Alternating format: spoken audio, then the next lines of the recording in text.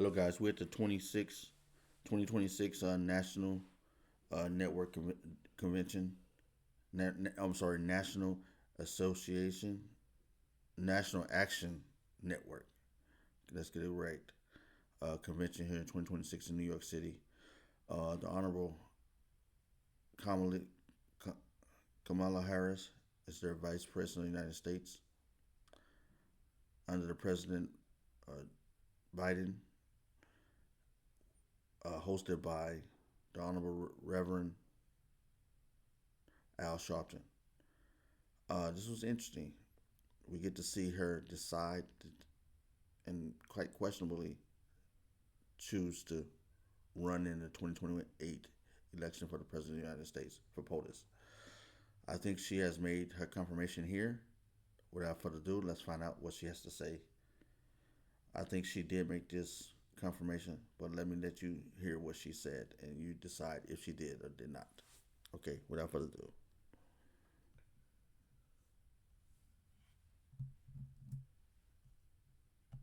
Here's what I'm suggesting in addition. Get yours.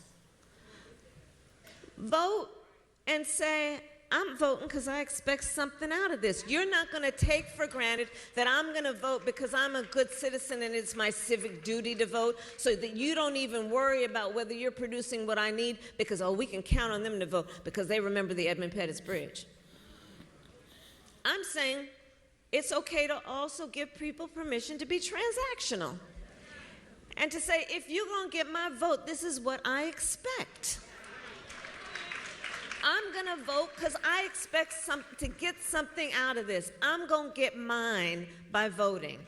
That's what I would offer. I think it's okay to give people permission to be transactional voters.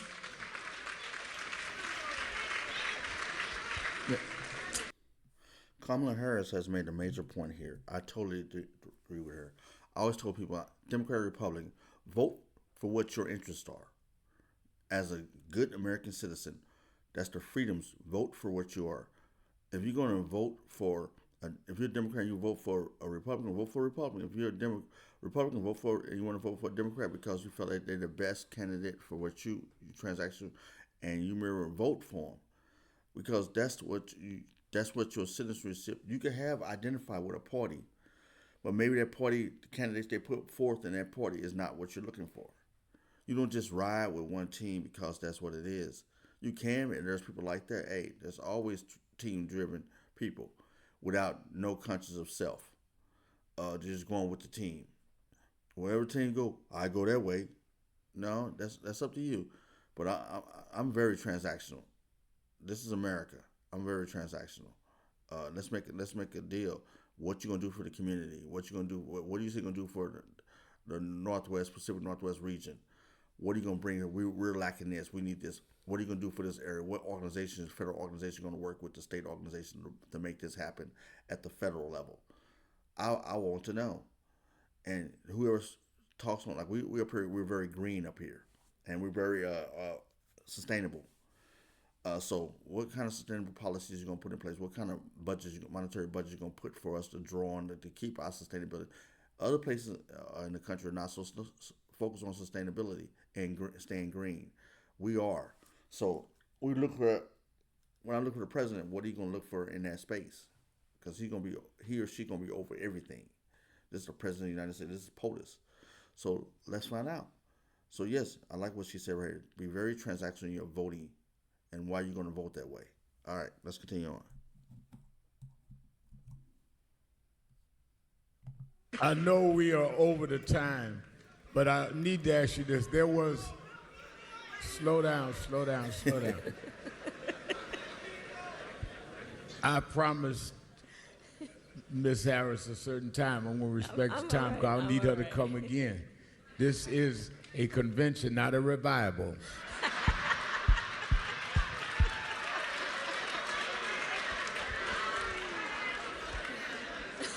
It was debated in your campaign in 107 days that whether you should talk to people like Joe Rogan and hard right-wing people in media.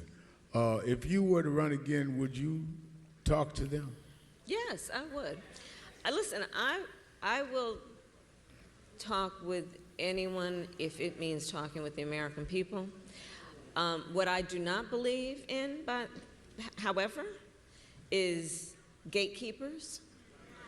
I do not believe in the theory some people would push, which is that you got to go talk to that person to talk to the people.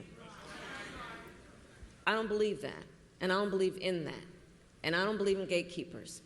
So, yeah, and I wrote about it in my book about the Joe Rogan piece. But yeah, I'll talk with folks as long as I know that the ability in that moment is to talk to the American people. So, in your openness to talk to the American people, as I said in introducing you, you and I go back over. Yeah, I'm gonna stop on that point right there. She hit on 2 points. Like she's willing to talk to the opposing parties, the opposing team. Like she's a Democrat. She's willing to talk to the far right, which is conservative, which is more Republican. Not saying that there's conservatives and Democrats in both parties. There's left Republicans. So, and what the Republicans call the Morinos. What I like what she said there. She's willing to speak to the opposing opponent and find out what they're doing and what their interest is in that, because she got to be for the American people. And she said, as long as she's open to have a platform to speak to the American people, that is wonderful. That's the best open platform you can have when you're going into the highest level of government. So yes, I like how she said. And then she said that she's not. She doesn't like gatekeepers. That's another thing. You got to be understanding in politics, there's a lot, and everything. There's a lot of gatekeepers. So if she's coming in that, so she's gonna mow them down. That's what she's saying. I don't know how true it is, but I'm gonna stand on what she said. That's what she said. She don't like gatekeepers. But hey, we noticed that there are people was complaining allegedly complaining in the previously passed about gatekeepers. So I don't know. I'm gonna go with what she said. She said she doesn't like gatekeepers. That's a good thing because you control more of the narrative. All right, let's continue on.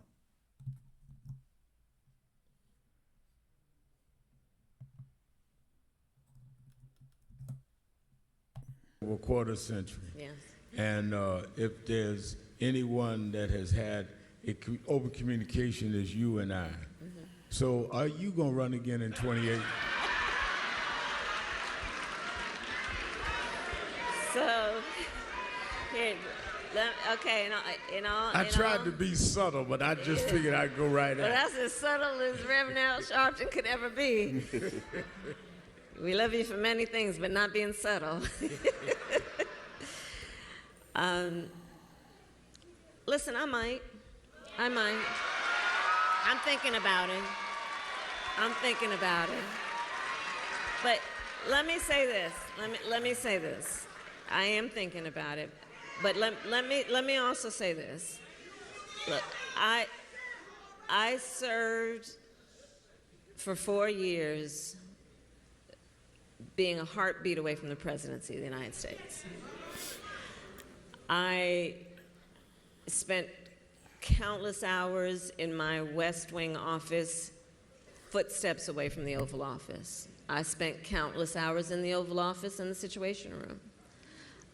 I know what the job is, and I know what it requires. I also know, one of the things that I've been doing, Rev, is I've been traveling the country the last year. I've been spending a lot of time in the South and many other places. And the one thing I'm really clear about also is the status quo is not working. And hasn't been working for a lot of people for a long time.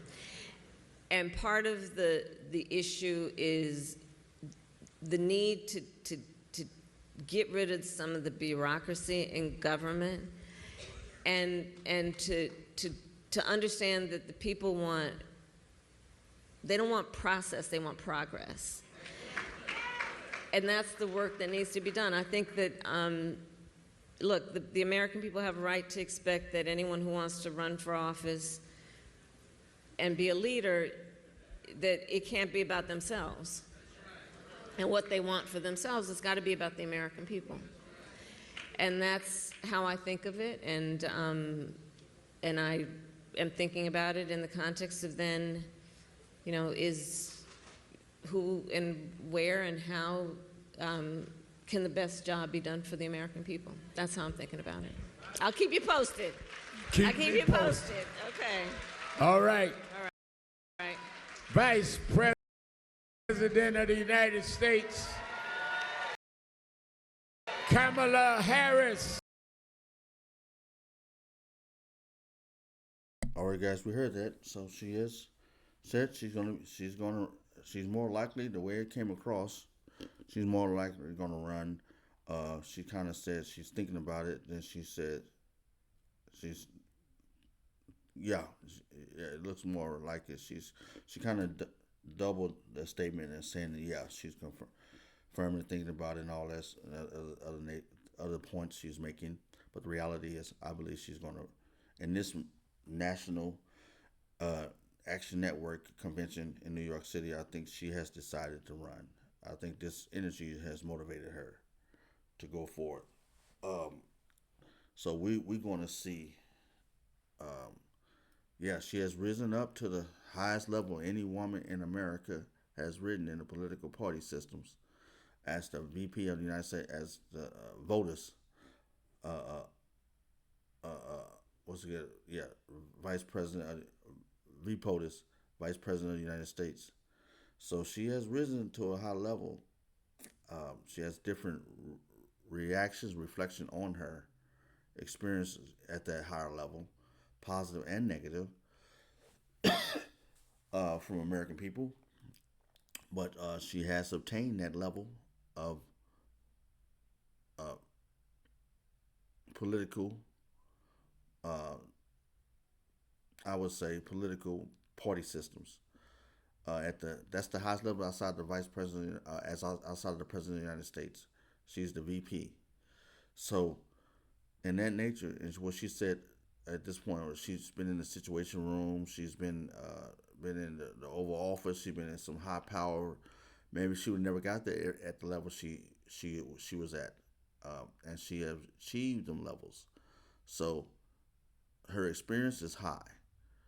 As far as in that space, her experience as doing the job is low, because she's never been the president of the United States. That's the other situation. We can't. If I gotta, Robin is not Batman. Robin is right there. Robin is getting action and stuff, but Robin ain't operating at the level of Batman. So she's not at that level. I can't nowhere near that level. She's Robin with Batman. You know what I mean? She's the sidekick to the president of the United States, and she ain't doing a lot of things. She gets sent. He's the sender. So she ain't never been in that position. So that's a whole different level. So I can't deny that. What is your opinion? Leave a comment down below. I would like to hear from you.